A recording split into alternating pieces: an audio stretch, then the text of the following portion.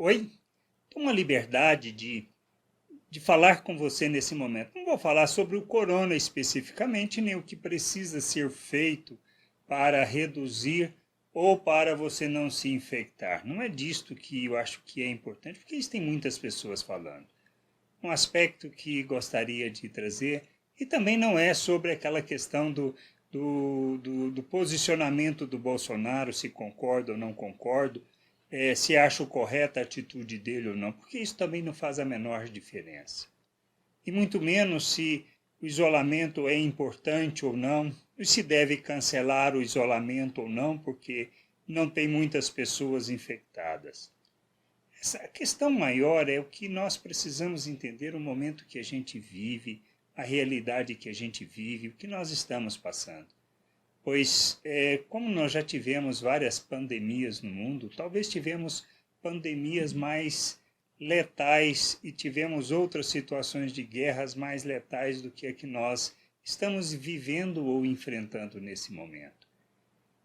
Mas o que nós precisamos discutir é a nossa realidade, ou seja, como nós devemos passar por isso. O primeiro ponto, eu acho que fica claro, que o coronavírus é letal, não é letal como foi no caso da gripe espanhola, onde em pouco tempo no Brasil morreu mais de 25 pessoas e mais de 30 milhões de pessoas no mundo.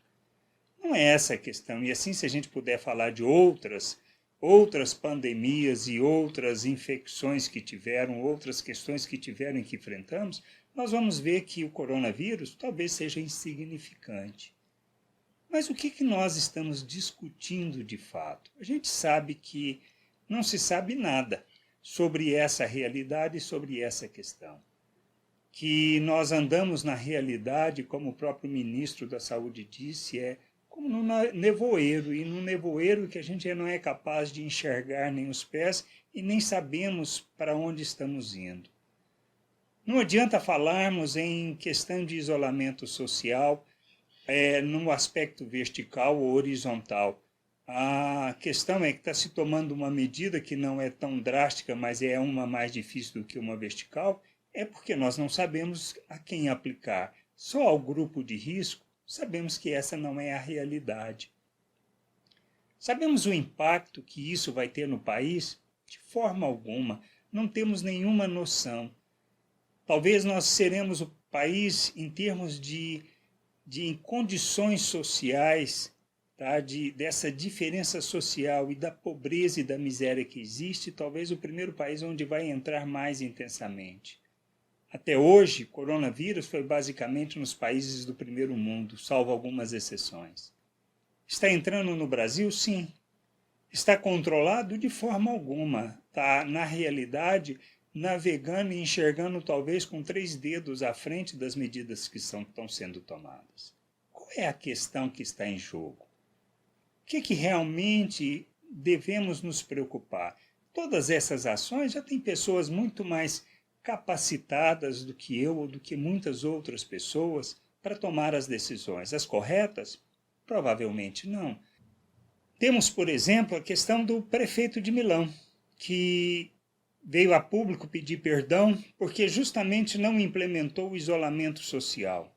E o volume de mortes que tiveram na cidade, vamos dizer assim, o colapso que teve no sistema de saúde pela incapacidade de atender. E até mesmo a solidariedade das outras nações enviando para a Itália médicos, enfermeiros para poder ajudar. Agora, qual é a questão que a gente precisa pensar?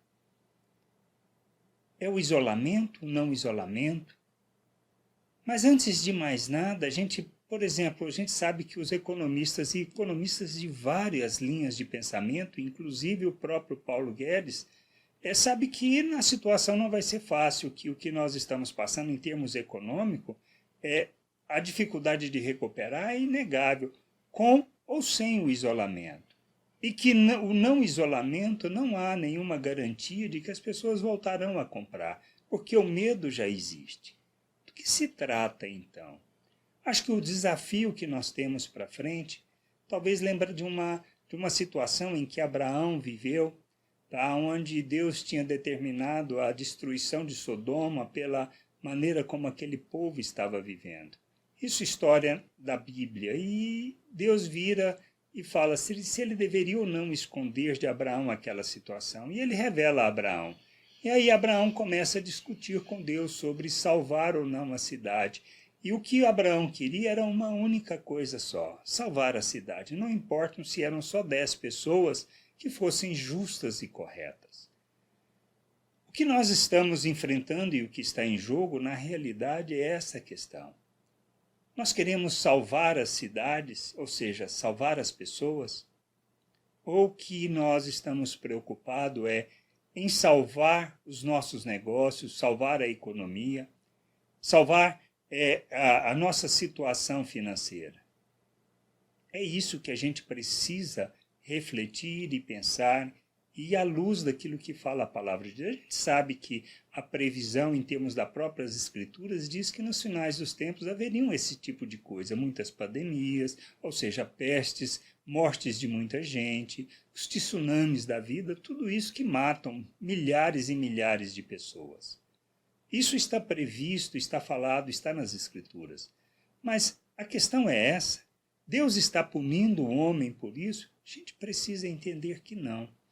Tá? Isso é resultante das nossas próprias decisões, das nossas próprias ações, e que Deus simplesmente deixou o homem fazer do jeito que ele queria. Ele veio, revelou, mostrou seu filho, trouxe salvação, a reconciliação. Mas é essa a questão que a gente precisa tratar no fundo, ou na realidade o que a gente precisa é conhecer o que Deus fala e do que, de fato, agirmos como Abraão. Essa é a questão que a gente precisa refletir. Pois se trata de quantas vidas vamos salvar, ou quanto nós vamos nos empenhar pelo salvar das vidas. Sabemos que o autônomo, ou na realidade aquele trabalhador ambulante, que ele não tem nenhuma condições de sobrevivência, porque o que ele faz hoje é para comer ontem. E a gente precisa entender isso, que o que nós vamos fazer diferença, não só na nação, mas no mundo, é um aspecto muito importante. Estamos sendo solidários e somos solidários com as pessoas. A questão nós estamos preocupados com a nossa sobrevivência ou com a sobrevivência das pessoas? Podemos fazer diferente. Podemos pensar em salvar vidas somente. A economia, como muitos falam, talvez a gente recupere, talvez não. Talvez eu não saia dessa numa boa situação. Talvez saia.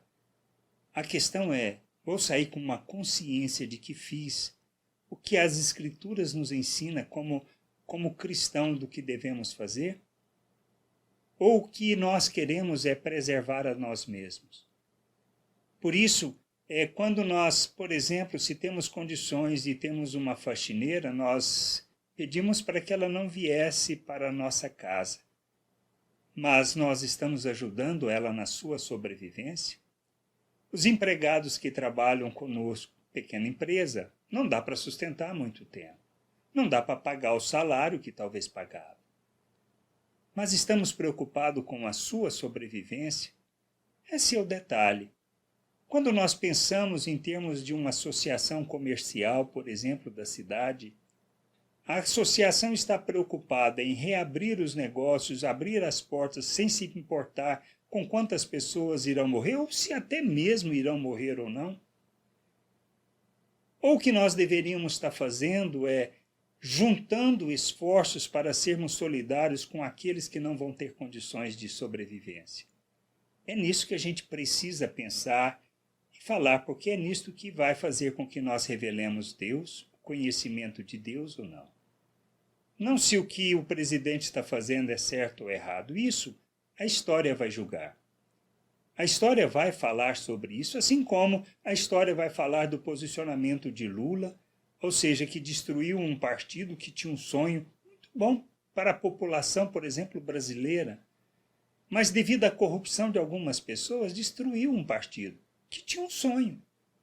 Agora, se trata disso, deixa a história contar. Não é uma questão de um posicionamento pessoal, mas do quanto nós somos solidários do quanto expressamos generosidade nessa situação.